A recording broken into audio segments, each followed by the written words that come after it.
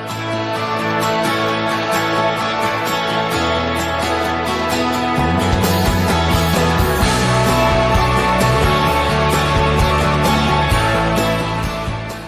evening, friends.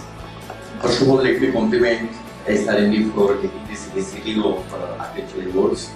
What I noticed over here that it is honoring architecture and civil engineering. So that's a very good part that civil engineering word is added over here, because we architects always need civil engineer to give shape to our building and make it stand on the soil.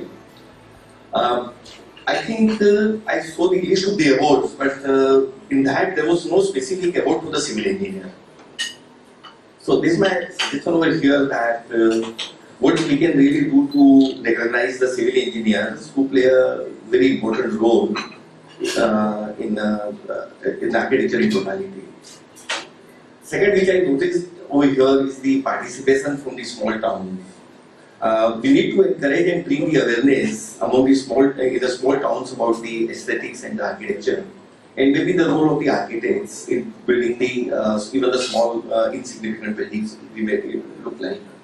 And I think it can generate a lot of employment for the architects, and architects can start practicing in the small towns in a good manner.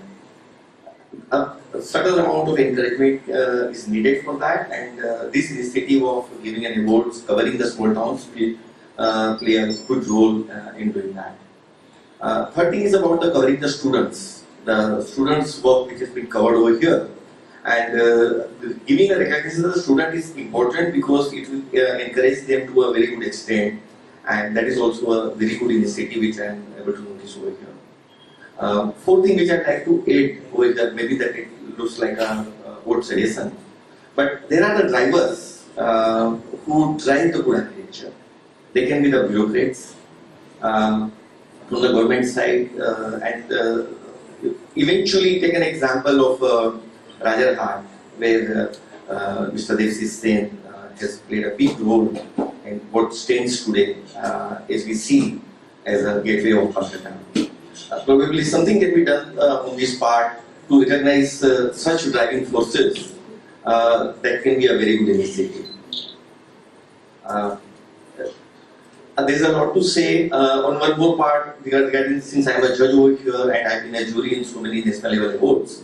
What I've noticed over here that to judge the entries in such a short span, I mean almost a day we spend when you have to judge almost more than 100 entries, and there are also shortlisted entries. And furthermore, we put a restriction that you can only submit 6 seats or 8 seats and 80 side seats, and then we try to judge it. Probably I feel that I'm not giving a justice to the job always. In this regard, I have one suggestion that we may have a restriction on the hard copies, but we should be allowed to give as many soft copy and the photographs as the participant want to give. And thirdly, the jury should at least visit the last 3 projects, which are shortlisted project, before deciding upon the one final entry.